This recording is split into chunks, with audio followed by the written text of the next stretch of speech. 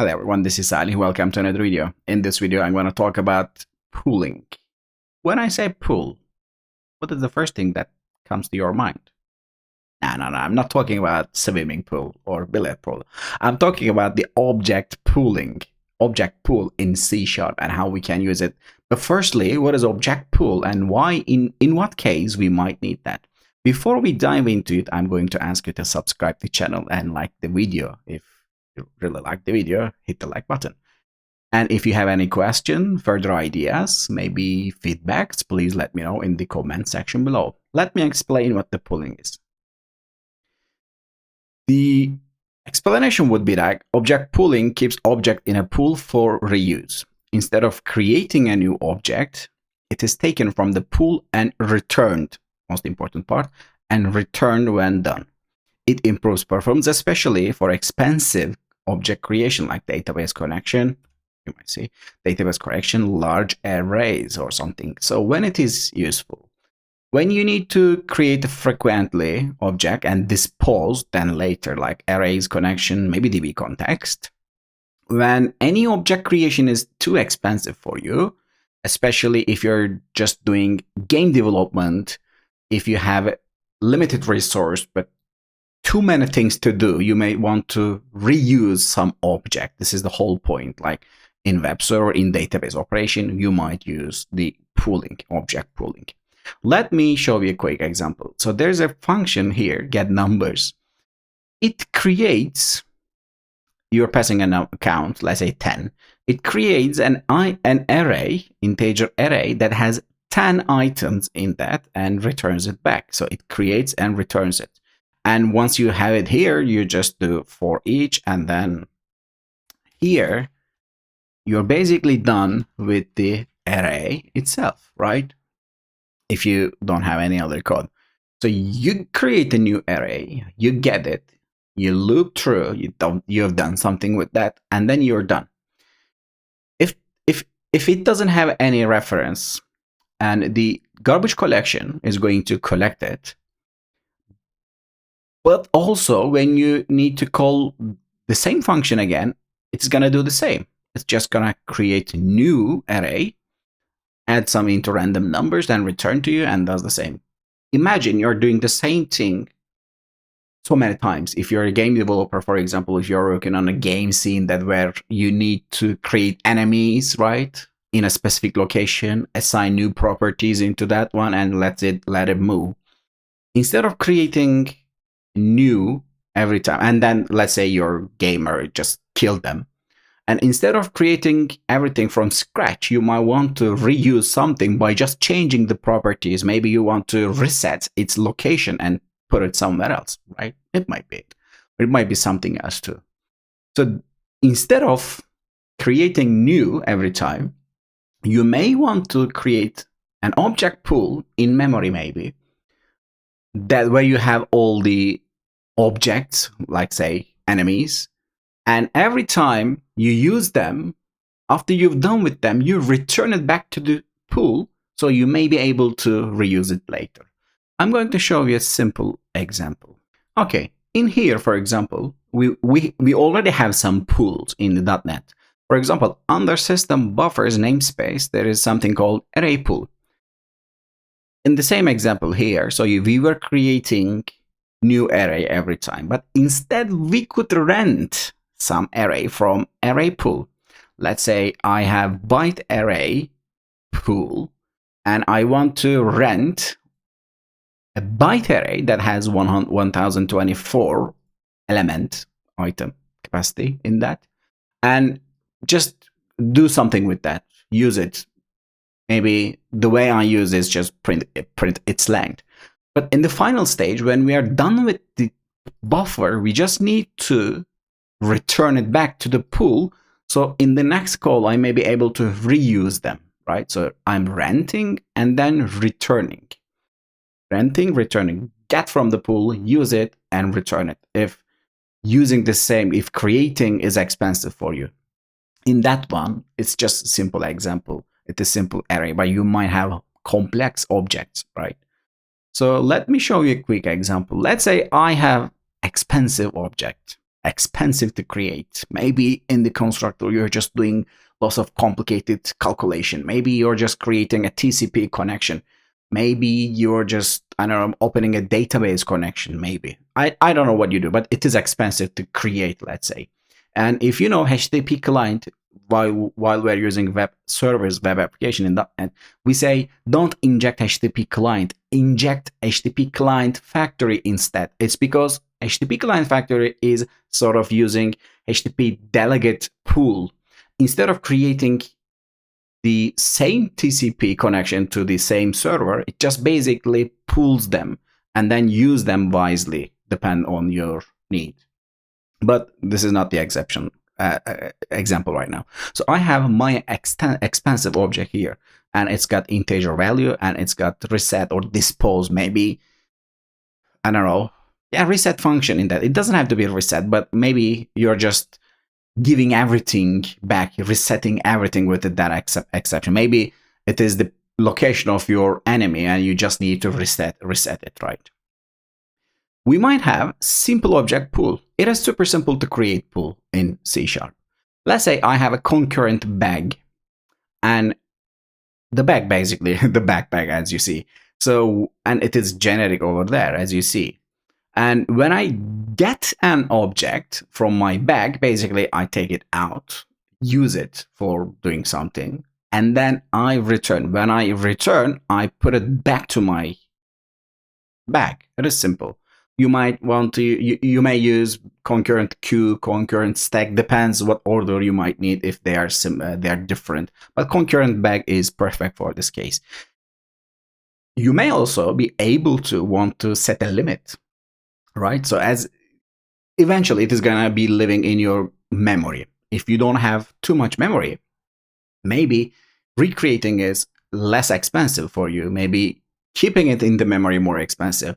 But you might want to create some limits. Let's say I want to keep 100 objects into my bag. So you can set the capacity limit of your bag. You may have some logic over here. If it is, let's say, 100 first item, take one and then add this one, and you may want to just give it back to with get function and then have it return with this one.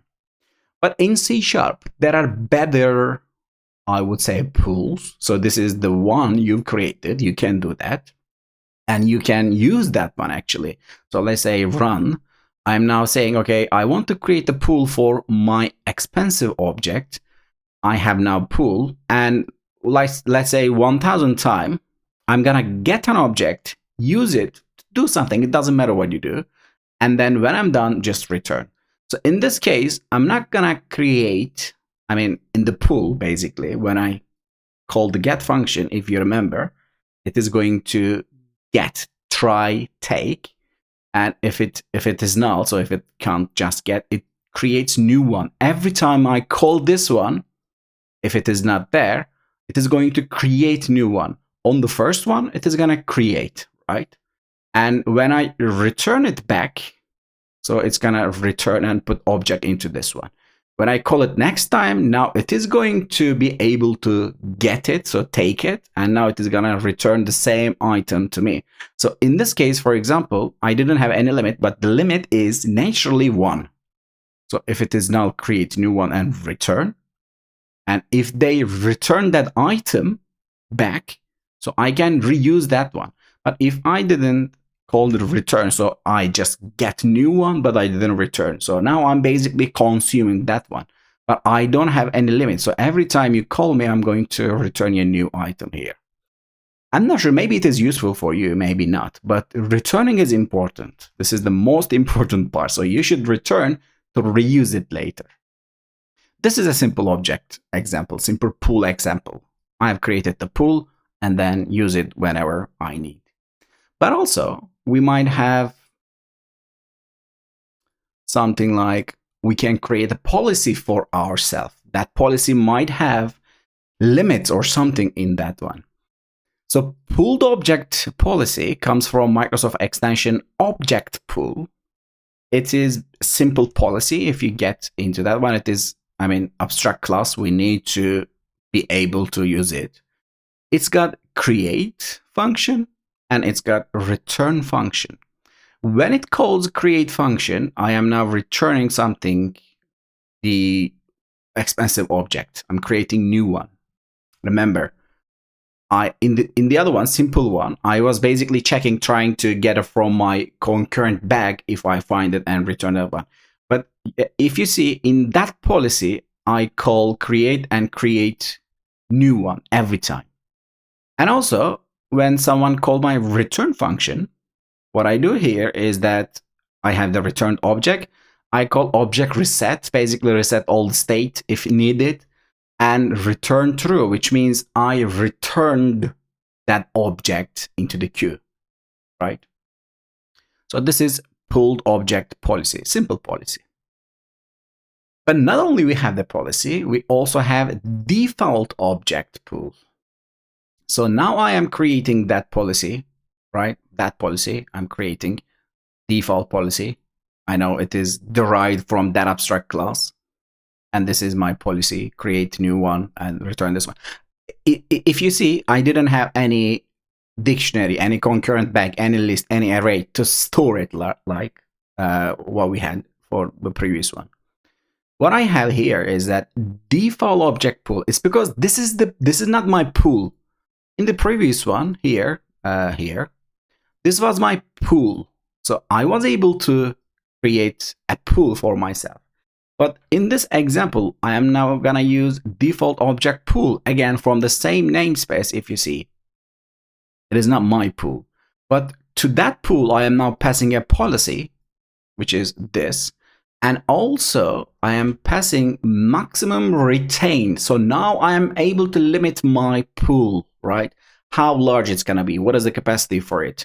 So I said 100, which means this pool is going to have only 100 copy of my expensive object, which means it is going to call create function 100 times at max.